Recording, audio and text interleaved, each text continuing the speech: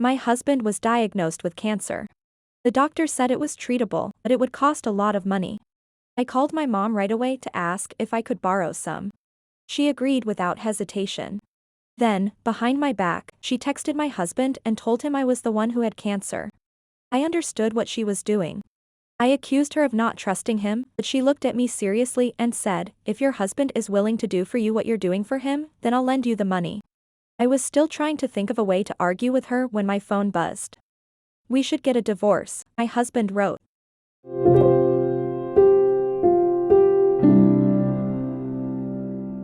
Chapter 1. I stared at the message on my screen.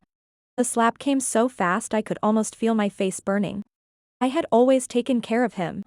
Even this cancer diagnosis happened because I insisted he get a physical. I was the one who worried about his health. I was the one who scheduled the appointments. I was the one who followed up. He showed up once and left the rest to me. Because I dragged him there, they caught it early. It was still treatable. There was still a real chance. I had believed my sincerity would earn me a lifetime of companionship. Instead, I had married a man who would bite the hand that fed him. Chapter 2.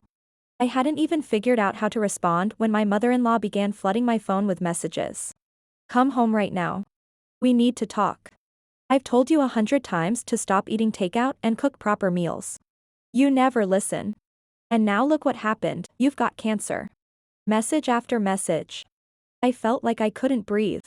When I walked back into the house, drained and hollow, the whole family was already seated at the dining table, faces stiff and solemn. My father-in-law cleared his throat. "Come here. We're having a family meeting." "There's nothing to discuss," my mother-in-law cut in impatiently. "Just sign the divorce papers and get it over with. My son is still young. He can't be dragged down for the rest of his life." In that heavy silence, I turned to my husband. "So this," I said coldly, "is how your family handles things?" He sighed and put on that practiced look of innocence. "Don't get upset. Let's just be reasonable, okay?" Reasonable? When I found out he had cancer, my first instinct was to borrow money to save him. When he thought I had cancer, his first instinct was to divorce me. What reason was there left to discuss? He noticed something shift in my expression and straightened up. "You know," he said carefully, "I once watched a documentary about families dealing with cancer. It's brutal. They fight for years, spend everything they have, and in the end, they lose both the money and the person." "What are you trying to say?" I asked. He hesitated, clearly trying to make it sound kinder than it was.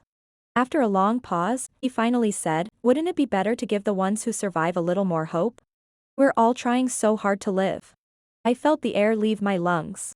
I had seen every flawed, selfish side of this man as his wife, but the moment he was asking me to give up on my life, he suddenly sounded poetic. "Did it ever occur to you," I asked, "to at least consider treatment? You don't even know how much it would cost." He didn't know. I did. The doctor estimated at least $60,000 to start. I had gone home planning to borrow half of it from my mother. And this was what I got in return. My husband had no answer for me, so my mother-in-law jumped in. "Do we even need to know the cost?" she scoffed. "Hospitals are nothing but scams. The minute you walk in, they order 1,000,000 tests and drain your bank account. Listen to me, you should try alternative medicine. If you don't want a divorce, I can take you to someone reputable. A specialist. He's helped plenty of people." My father-in-law nodded along. "Exactly. You've been part of this family for years. We're not heartless. We're not abandoning you. So here are the two options: either you get a divorce, or you stop going to those money-hungry hospitals and pursue alternative treatment." Of course I understood what they meant. This had nothing to do with Western medicine versus holistic care. They simply didn't want me undergoing real treatment. They wanted some unlicensed healer to wave his hands over me, prescribe a few herbal supplements, and send me home. To them, that was generosity. I sank into the chair. "The doctor said we caught it early. We can start with targeted treatment and see how I respond. If needed, there are other options down the line. We're not out of time." My husband suddenly said, "Do you know what organ rejection is?" I blinked. "We're nowhere near that stage. Why are you jumping to that?" "I just want you to understand," he said. "Even people who get transplants don't live that long. They spend a fortune just to extend their lives a few years, then they're back waiting for another organ. Can I be honest? I think that's selfish. I inhaled sharply. He was usually careless, impulsive, someone who rarely thought ahead. Yet in this moment, he skipped over targeted therapy, skipped over surgery, and went straight to the worst-case scenario. Selfish? I asked quietly. After everything we've been through as husband and wife, that's the word you're choosing? He nodded. Yes. Selfish. If I were the one who got sick, I wouldn't even tell you.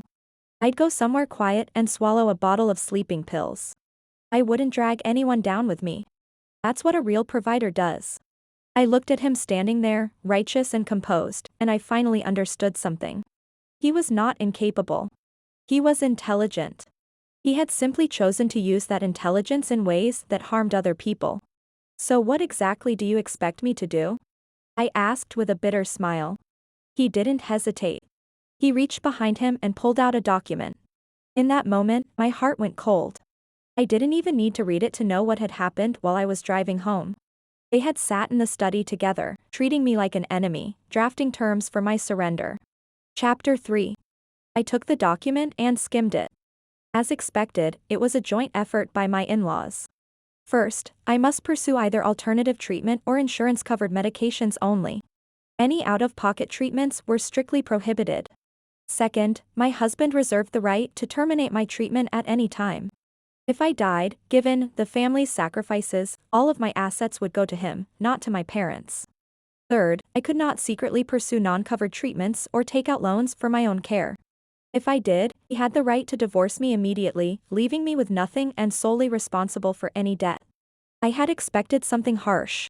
I had not expected them to try to strip me to the bone.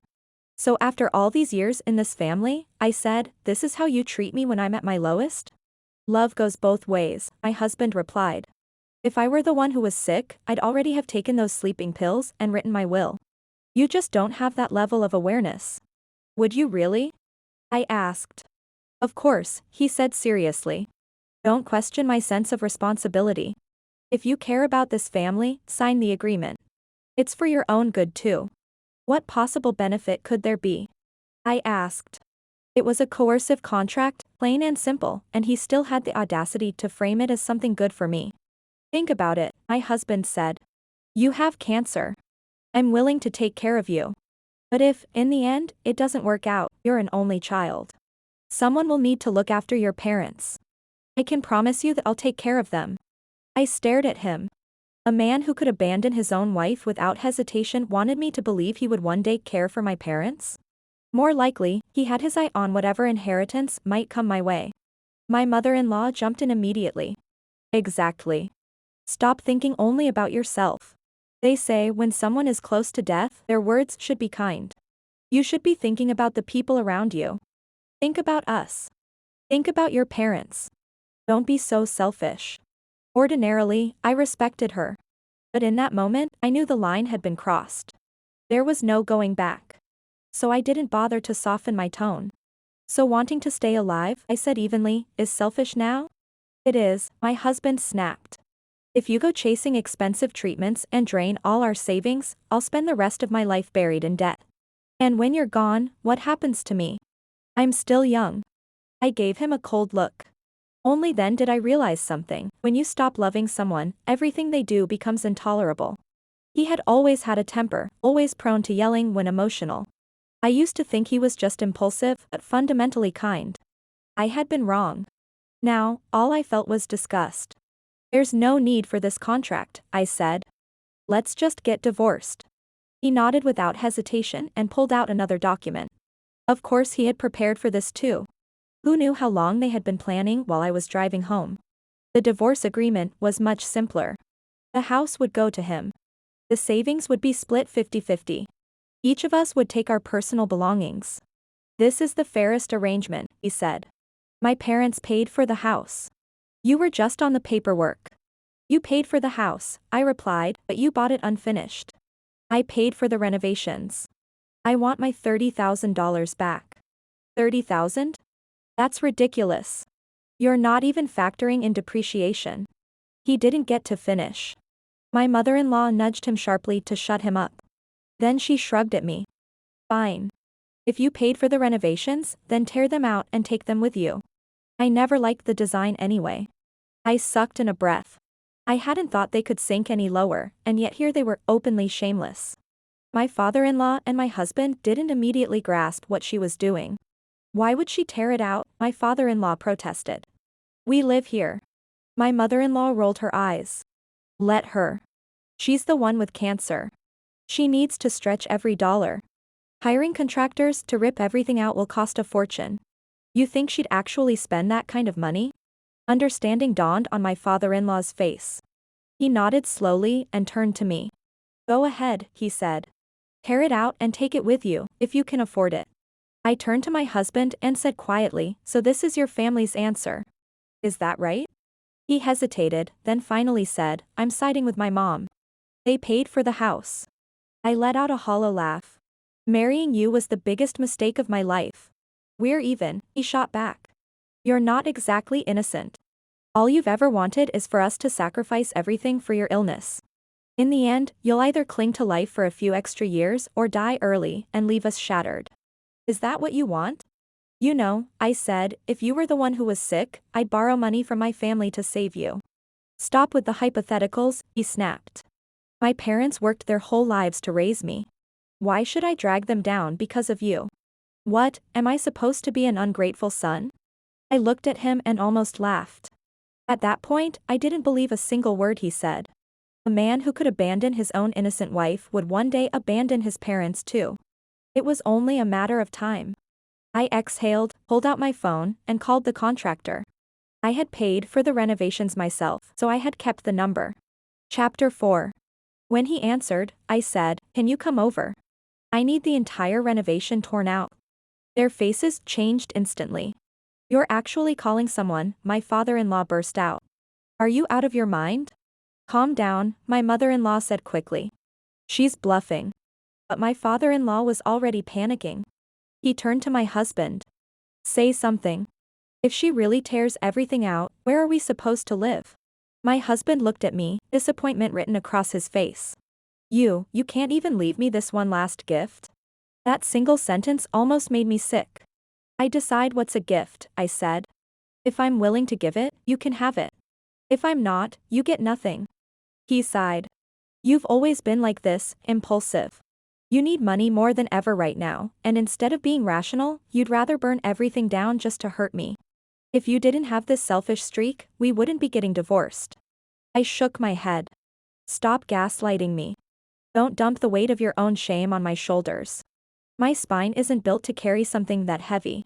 My mother-in-law's voice turned sharp. I know exactly what you're doing. You spent $30,000 on these renovations. Calling a contractor is just a show.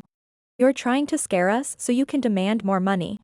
Once the workers get here, you'll say if we want to keep the renovations, we have to buy them from you. My husband looked startled. Mom, is that what she's doing? You can't see that, she snapped. I always knew you married a calculating woman. She's using every trick she has on our family. Something in him snapped. How can you be this vicious? He demanded. We loved each other once. I'm not abandoning you, I just want a simple, happy life. What's so wrong with that? Stop talking about love, my mother-in-law cut in bitterly. She doesn't have any. She only thinks about herself. Let's be direct. How much do you want for the renovations? They're already worn down. We'll give you $15,000. That's the maximum. I'm not selling, I said calmly. You told me to tear them out and take them. So I will. What do you mean you're not selling? She exploded. You just think the price is too low. Fine, name your number. How much do you want? I thought for a moment and said, if you want a number, then 30,000. My father-in-law exploded. That's bullshit. It cost 30,000 when it was brand new. Now it's worn down and you still want the full amount? Do you think we're idiots? My husband stared at me in disbelief. I actually felt a little guilty before. Now I see I was right to divorce you. This is just the beginning and you're already trying to squeeze money out of my family. If we stayed married longer, you'd bleed us dry. I simply think your family doesn't deserve a single dollar from me, I replied coolly. Everything I've spent in this house, I want back. My father-in-law turned anxiously to my mother-in-law. What do we do? Are we really supposed to give her 30,000? If she tears everything out, we won't even have a place to stay tonight. My mother-in-law's expression darkened. She pointed at me. Go ahead. Tear it out. You think I won't negotiate? Let me make this clear, if you so much as swing a hammer once, I won't give you 15,000. Not a dime. I didn't respond to her threat. I began packing my things and told my husband to get ready to head to the courthouse later to file the divorce paperwork. My mother-in-law kept ranting in the background, insisting I was bluffing. She banged dishes into the sink, letting them clatter loudly, and said in a vicious tone, "You deserve to be sick. This is what happens when you don't know how to treat people. God's punishing you." No matter what you think of me, I said evenly, I'm still a better person than your son, who abandoned his wife. She sneered. If this is punishment from God, why did it land on you? My son will live a long, healthy life. You're the one who's dying. I let out a long breath. Her son would not be living a long life. If he meant what he said earlier, he'd be swallowing a bottle of sleeping pills soon. To be honest, if he actually did it, I would believe him. I would admit I misjudged him. I would respect him as a man who lived by his own words. But if he didn't, then he was nothing more than a hypocrite, full of moral speeches, rotten to the core. There was a knock at the door. I opened it. The contractor had arrived. He stood there with his crew, looking puzzled. Ma'am, was there something wrong with the renovation? Why tear it out? Nothing's wrong, I said lightly. I just want it gone. My mother-in-law, seated at the dining table, let out a mocking laugh. Still putting on a show? Go ahead. I'm begging you, tear it out. The contractor stepped inside, surveying the space. Meanwhile, she calmly poured herself a cup of tea. After a quick look around, the contractor turned to me. If we remove everything, floors, walls, fixtures, it'll run about $4,500. She took a slow sip of tea. 4,500? That's enough to pay for a full round of tests. You're really willing to waste that kind of money right now? My husband and father-in-law stood behind her, letting her do the talking. I even saw him discreetly give her a thumbs up. She flicked a tea leaf from her cup and said casually, "Look, we lived together for years. Let's both compromise. I'll name a price." Do it, I cut in, turning to the contractor. Start tearing it out. Right now. I have a courthouse appointment. He hesitated. Are you sure?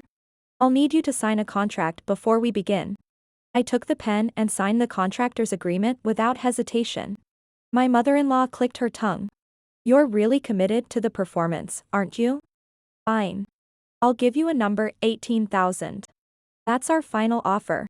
Be reasonable and stop this nonsense. I glanced at the contractor. Are you going to start? He picked up the sledgehammer. Now she looked rattled. Let me make something clear. The second that hammer hits the wall, you're not getting a single cent.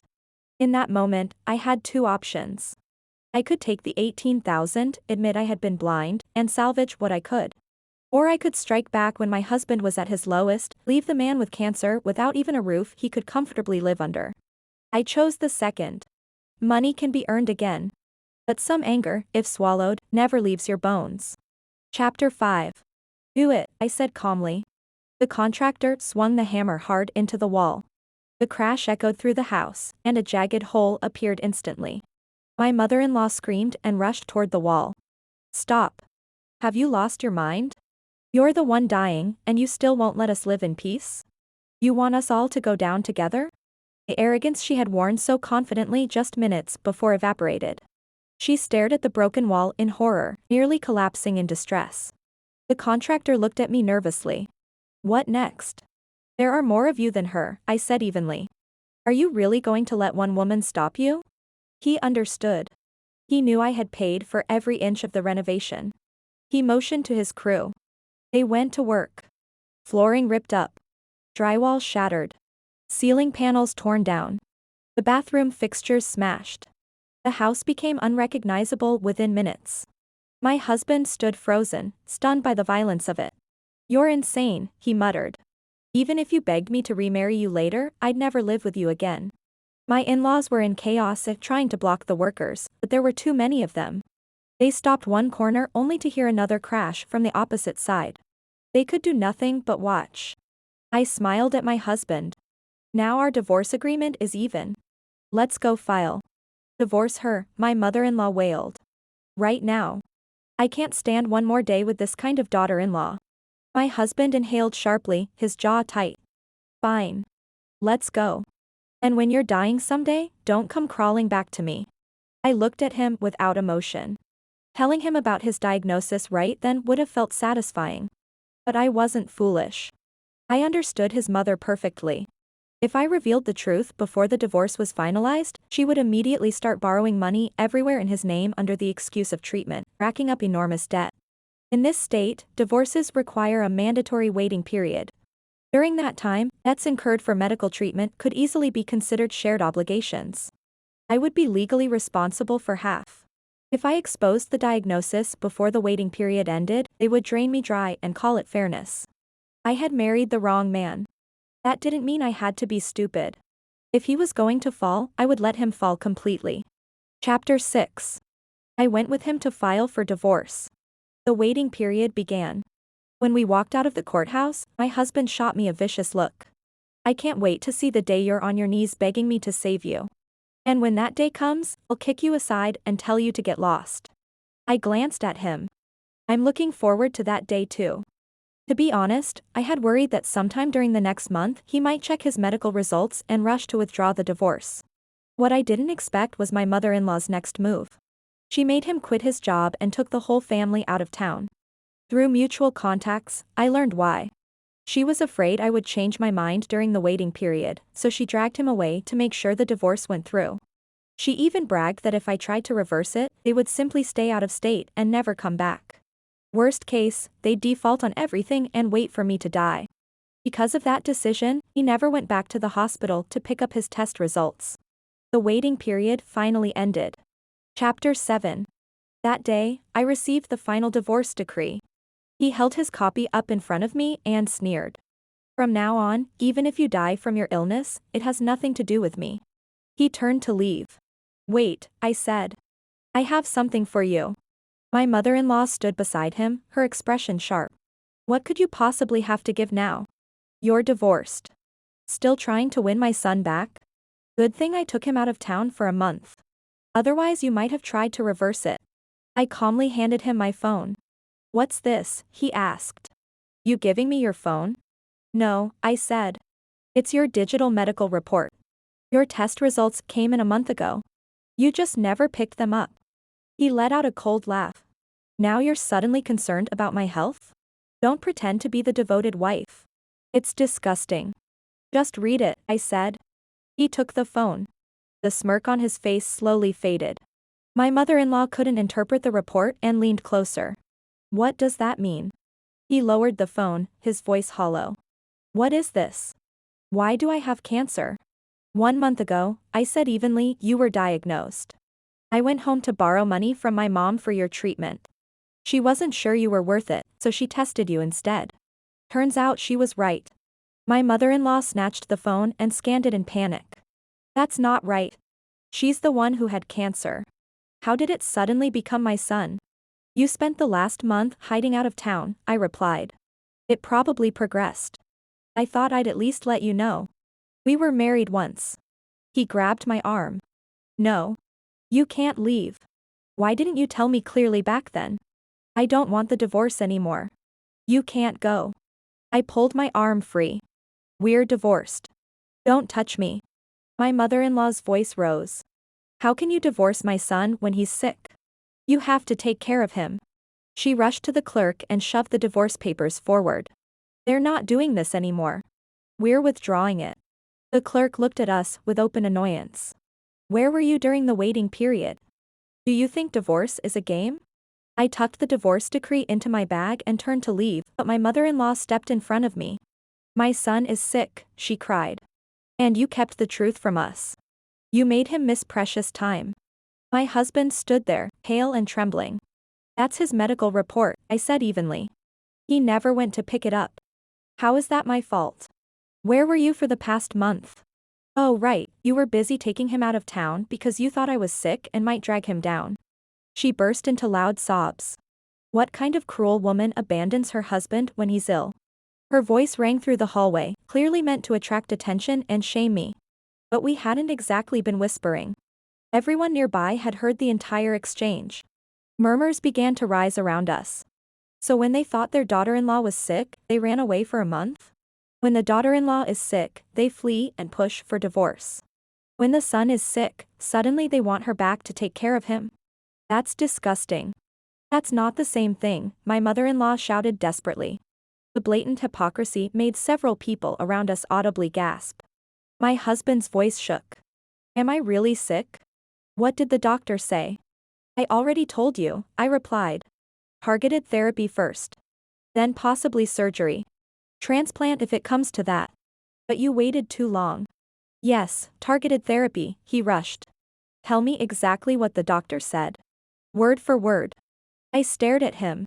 That's strange. What's strange? He demanded. You were the one who said if you were the one diagnosed, you'd quietly swallow a bottle of sleeping pills and spare everyone the burden. You said you'd never drag your family down. He broke down. But my family can't lose me. The worst thing in the world is parents burying their child. How can I let them watch me die? I looked at him with open disgust. No matter what he did, he always found a way to dress it up as virtue. He had once painted himself as noble and self-sacrificing. Now the excuses just kept coming. Stop talking to me, I said. Every time you open your mouth, I feel sick. I've never met anyone as morally rotten as you. I turned again to leave, but he grabbed my hand. What do you want now? I said sharply. What shocked me wasn't the grip. It was the expression on his face. I'm sorry, he said, suddenly earnest. I've never gone through something like this before. I didn't understand how you felt. Now that it's happening to me, I do. I see how wrong I was. Can we start over? The performance was almost impressive. I felt nauseated. My mother-in-law hurried over. Yes. Now we understand your pain. I sincerely apologize. Please don't leave my son. You loved each other once. No, I said. Just looking at you makes me sick. He swallowed hard. Do I need to get on my knees for you to forgive me? I shrugged. I don't know. You could try. Chapter 8. He dropped to his knees. Actually dropped, hard, right there on the courthouse floor. Please, he said, his face pale and trembling. Don't leave me. I really need you right now. When my mother-in-law saw her son kneeling, she panicked and knelt too. I'm older than you, and I'm kneeling as well. Please, have some mercy. Don't abandon my son. I looked down at the two of them on their knees. Then I smiled. Now I know, I said quietly. Even this doesn't work. Something in him snapped. I got on my knees for you, he shouted, his face twisting with humiliation. Before anyone could react, he lunged at me, as if he might actually strike me. But security had been watching for a while. He barely took 2 steps before a guard slammed him to the ground. What do you think you're doing? The guard barked. You want to assault someone in a courthouse? Pinned face down against the floor, he thrashed and yelled at me, stripped of every shred of dignity. Why won't you save me? He screamed. I just want to live. What did I do wrong? I crouched down so I could see his face clearly. I just wanted an ordinary life, I said calmly. After you lectured me about those documentaries, I watched some too. Families fighting cancer go through hell. I don't want to be dragged down. Is that a problem? Those were his words. Verbatim. When they were aimed at him instead, he shook with rage. Behind him, my mother-in-law had collapsed onto the floor, sobbing hysterically. I had nothing left to say to any of them. I walked out of the courthouse. Chapter 9. But it didn't end there. I had exchanged contact information with someone at the hospital back when I was arranging his treatment. A few weeks later, they messaged me. He had gone back for another exam. His condition had worsened dramatically. During the month they hid out of town, he wasn't exactly living quietly. Since he had quit his job and believed he had sacrificed so much for the family, he decided he deserved a reward. For an entire month, he drank heavily, stayed out late, partied. My mother-in-law saw no issue with it. He's worked hard his whole life, she reportedly said. He deserves a break. Alcohol. No sleep. No follow-up appointments. A month earlier, the doctor had been optimistic. A month later, the doctor reportedly shook his head and suggested they start making arrangements. Even if he got on a transplant list now, the odds were slim. He had experienced symptoms during that month: fatigue, pain, warning signs. He dismissed them, blamed the drinking, said he'd rest later, and missed the narrow window he once had. Because of that, he came back to me. Chapter 10. One afternoon, I went downstairs to take out the trash and saw him standing near my building. The moment he spotted me, he hurried over. "I'm not asking you to forgive me," he said. "I just need to borrow some money." I stared at him. He kept going. "The waiting list here is too long. But I heard there are private hospitals overseas where you can get treatment faster if you can afford it. I want to try going abroad. Can you lend me the money? My family already sold the house, but it's still not enough." I let out a slow breath. "So this is how selfish you can be," I said. "You sold the house, emptied your savings, borrowed heavily, just to squeeze out a few more years of life. That's not what you were saying before."